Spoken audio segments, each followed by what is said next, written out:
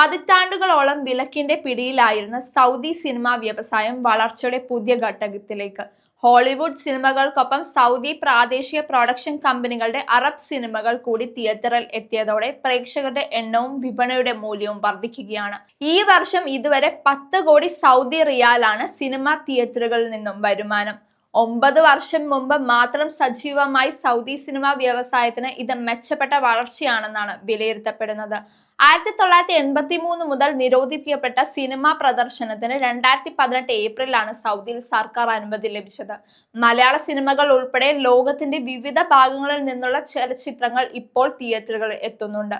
Hollywood സിനിമകൾക്കൊപ്പം Saudi പ്രാദേശിക സിനിമകൾക്കും പ്രേക്ഷകർ വർദ്ധിക്കുന്നതായാണ് കണക്കുകൾ സൂചിപ്പിക്കുന്നത്. ഏറ്റവും കൂടുതൽ കളക്ഷൻ നേടിയത് അമേരിക്കൻ സിനിമയായ F1 ആണ്. 2.6 കോടി റിയാലാണ് ആഴ്ചയിലെ ടിക്കറ്റ് വിൽപ്പന.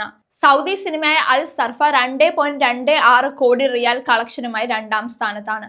പുതിയ ചിത്രമായ സൂപ്പർമാൻ 77 ലക്ഷം റിയാൽ നേടി 3ാം സ്ഥാനത്തും. സിനിമയിൽ നിന്നുള്ള വരുമാനത്തിന്റെ 19% പ്രാദേശിക സിനിമകൾക്കാണ്. കഴിഞ്ഞ 4 വർഷങ്ങളിലായാണ് സൗദിയിൽ സിനിമയിൽ നിക്ഷേപം വർദ്ധിച്ചത്. 3500 കോടി റിയാലിന്റെ നിക്ഷേപം നടന്നതായാണ് കണക്ക്. 2021 60 സ്ക്രീനുകൾ ഉണ്ടായിരുന്നിടത്ത് ഇപ്പോൾ 630 വർദ്ധിച്ചു.